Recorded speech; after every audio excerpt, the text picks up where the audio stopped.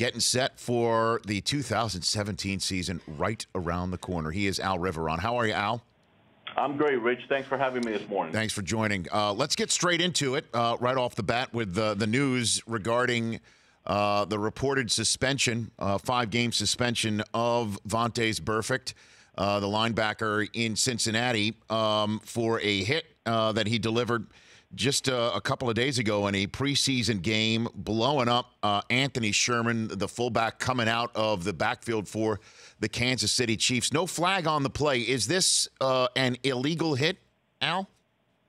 Well, Rich, as you know, we can't discuss particular situations involving players because there is an appeal process and there's still an investigation going on. Mm-hmm. What I can talk to you about are the rules. And we're looking at two different rules here, Rich. Number one, we have a new rule in place where basically we've added another category to the defenseless player category, and that entails a receiver who is running a route, no matter where he is on the field, may not be contacted in the neck or the head area from the side or from the back. That's number one. And number two, we've also had a rule in place for quite some time that any player who is not actively participating in the play cannot be hit in a manner which rises to the level of an unnecessary roughness call. So those are two rules in question that we're looking at, but as they apply particularly to this case, as you all know, still under investigation, under appeal. I can't discuss the incident per se. Okay, so this is something that that is a point of emphasis, or this is something actually that has been codified in the rule book by the National Football League here, Al? The defenseless player category that pertains to a receiver running a route is actually a new rule this year. And like I said, we've added a whole new category for that. And the UNR section, that's been in the books for quite a long time now, so that is not new. Okay. But the defenseless player category for the receiver is a new rule that was put into place this year. It's something that the committee has looked at, and also the Players Association came to us with it. So then why isn't anything that is knee-related or potentially below the knee something that is included in the defenseless player rule for wide receivers, with Odell Beckham being the most, I guess, glaring example of this that happened in preseason football the other day? Walk me through what is considered illegal with a defenseless player and receiver in that regard, Al. Well, the committee has looked at that for the last few years, Rich. Ever since we started the defenseless player category, and we've changed the way the defense especially applies contact to offensive players, receivers, and that sort. We've also looked at where the contact has gone to: chest, waist area, knees, ankles. So every year the committee looks at that particular contact to see if there's another area where we can change rules, adjust rules.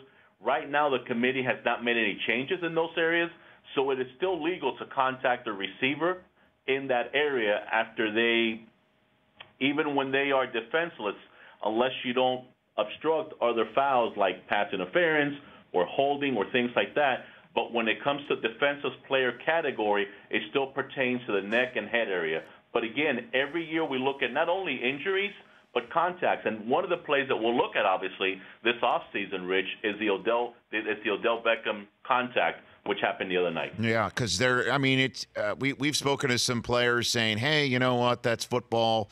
Le'Veon Bell tweeted out he thought that was a dirty play. The guys who say, hey, well, it's football are defensive backs, and the players who consider that potentially iffy are receivers and running backs. And mostly I get a lot of guys, and I'm sure you might be hearing this too. I'd like to ask you, are you hearing players basically saying, please hit me in the head and not in the knees if you have a choice, to defenders, Al? No, obviously I have not heard that, but I have heard players, and we've heard from clubs and personnel saying that we must keep looking at where the contact is being made. And again, Rich, remember, it's all about safety. We constantly look at our game. We have meetings during the season, during the off season, and player safety is a number one concern. So when it comes to this game, when it comes to making our game better, we do not hold back, and we constantly look at not only to the receivers, but we look at the kicking game, we look at the punting game, we look at the running game, we look at all aspects of the game to see how we can make our game safer all the time. Okay, so specifically the Odell Beckham hit in question by Buddy Calhoun is a legal hit in the National Football League right now. That is correct. Yes, it is. Okay, and the hit that Burfict unloaded on Anthony Sherman last week, by rule, is not a legal hit, even though it wasn't flagged in the NFL. That is correct. But again, that's still under investigation, and there's two areas that we're looking at there, and I explained those to you earlier. Sure. Okay. Al Riverton, Senior VP of Officiating, joining me here on the Rich Eisen Show. All right, now, Al, walk me through how your officials are handling the rule that has been relaxed on celebrations in the National Football League this year. Well, I guess the question's going to come into play, Rich, after week one. The good thing about this is that we listen to our fans, we listen to our players, we listen to our clubs, and everyone stated that they wanted to be able to express more passion, more desire, more enthusiasm when it came to making a great play on the football field. And the players have bought into it, and that's the great thing about it. Between the commissioner and Troy Vincent, they visited with over 100 players, and they got an earload as to what they wanted to do. So basically what we've done is there are three areas which we are looking at that are not going to be relaxed at all. That is taunting a player. That is anything that pertains to making an act that pertains to weapons. And then number three is excessive celebration, and that's the magical part. What is excessive? Am I going to tell you that it's 4.2 seconds or 5.8 seconds? No, we're not going to sit there with a stopwatch and time it. What we're going to do when it comes to that particular part of the rule is if it conflicts with us getting the ball ready for the next snap, and we go in there and say, hey, guys, let's go, let's play football, then we're going to get to a situation where we have to make a decision and maybe flag him. But the great thing about this is that the players have buy-in power, and they have told us what they want to do, and they have agreed with what should not be done on the football field. And at the end of the day, it's about the integrity of the game, and we must respect the game. So I think everybody has buy-in power. Have we seen anything close to a foul in preseason? No, we have not, and we probably won't see it till week one of the regular season. But I think everyone is adjusting to the rules. Everyone knows what everyone else is looking for, so I don't see a problem. The difference is this year you will have celebrations. You can have group celebrations. You can have players going to the ground and celebrating. You can actually use the football as a prop, whereas before you cannot use any props. So those are the differences that we'll see come into play come week one. What about leaping onto the goalpost? You still cannot use the goalpost as a prop. That's still a no-no. Remember, the only prop that you can use is the football. So jump shooting a ball through the uprights is cool. Dunking it is not. As long as you don't touch the rim. If you don't touch that crossbar, you're okay. Okay. Now, what about setting the ball for play? Let's talk about that in terms of after a touchdown. And is it true that a clock is going to start running the minute that your officials signal for a touchdown? And if there is no review, that clock's going to keep running, and if a celebration goes on too long, it could lead to a delay of game penalty. Is that true? Well, there's two questions involved there. One of the things that we looked at during the offseason is how can we make our game more appealing to the fans, not only in the stadium, but the fans at home? Sure. And that is huge for us because we want to keep our viewers and we want to get more viewers because we're in the entertainment business and we want to make sure that everyone is happy when they're viewing the overall package. So one of the things we've talked about and we've instituted this preseason is you will see after a score, once the official puts his or her hands down, a 40-second clock will start at the stadium. That 40-second clock will continue if when it hits 20 seconds, we have not made a decision here in New York to confirm it, we will freeze that 20-second clock. We will look at more angles and at which time we have to make a decision. Do we confirm it based on what we have already viewed, or do we stop it for a review? If we confirm it inside of 20 seconds, the referee will deem the ball ready for play, and we play football. If we confirm it outside of 20 seconds, at which point the referee will deem the ball ready for play, and the clock will continue.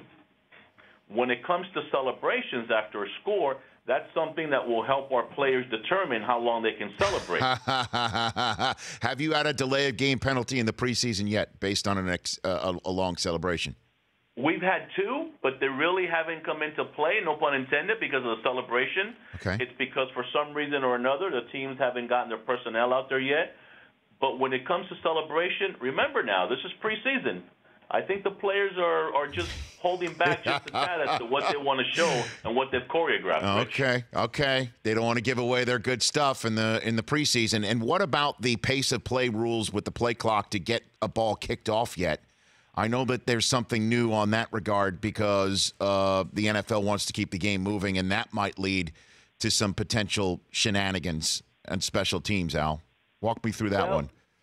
Sure. The same thing applies here, Rich. If you watch closely, right before a PAT, what we call the green hat, which is the liaison with the TV truck, will give the referee a signal. And it's usually a wind or your hands crossed. When it's a wind, it means that after the PAT, we will not be going to commercial break. If it's the hands crossed, it means that we will have a commercial break after the PAT. Mm-hmm. So let's go on the assumption here that we do not have a commercial break, that we're playing football after the PAT. What will happen is after the official drops his or her hands, signaling good or no good, the referee will then echo that signal. After the referee echoes that signal, the 40-second clock will begin, at which point the back judge will take the ball, march up the field, go to the 35-yard line, if that's the place we're going to kick off from, which we usually do, stand there. When the clock hits 0, they will take the ball and either hand it to the kicker. If there's no kicker present, they will put the ball on the ground, at which point they will turn to the play clock side of the field, which we do now. We will give a wind signal. 25-second count will now begin. The back judge goes to the sideline. When he or she gets to the sideline, which should be anywhere between 17 and 20 seconds, the referee will deem the ball ready for play, and now the kicker can approach the ball and kick it. Right now, we've only had, unless I'm mistaken, one delay of game penalty for that. So what if there's no kicker out there, Al? Can the receiving team just grab that ball? Is that a live ball? No, it's not a live ball because remember, number one, the kicking team cannot kick the ball until the referee deems the ball ready for play. Mm-hmm. So once the referee deems the ball ready for play, then the kicker must actually kick the ball to get the play started. If the clock runs down to 0 and we don't have a kick, we simply have a delay of game penalty on the kicking team. Okay. You've had any problems with this yet? Not yet. Like I said, we've only had one delay of game penalty, and it's because the kicking team hasn't had all the personnel out there, and they didn't kick the ball off on time. The players and the coaches have really adjusted well, Rich. We've been having meetings with all the clubs, and then since May, since we did our coaches' visits back in May, and then when we went and did training camp, we've also went over this procedure with all 32 of our clubs. Okay. What about how many? Last couple of questions for Al Riverton, the head of NFL refs, joining me here on the Rich Eisen Show. How many applications have you gotten for full-time employment from the officials? Quite a bit. We're very happy with the people that we've had apply. We've had a really, really good application process. As a matter of fact, we're going through the interview process now as we speak. Okay, and basic for the way it's been described to me by one of your predecessors, Mike Pereira, is that essentially you're just going to have whoever's full time is available during the dark period in between the playoff season, essentially, and the regular season or training camp season, to be able to be called by the NFL to do some work, and the NFL has first position over their day jobs. Is that essentially the way this works, Al? Well, partly true, and as usual, Mike is only halfway right, but that's another story, Rich. Nice. What we want to do here is, yes, you're right.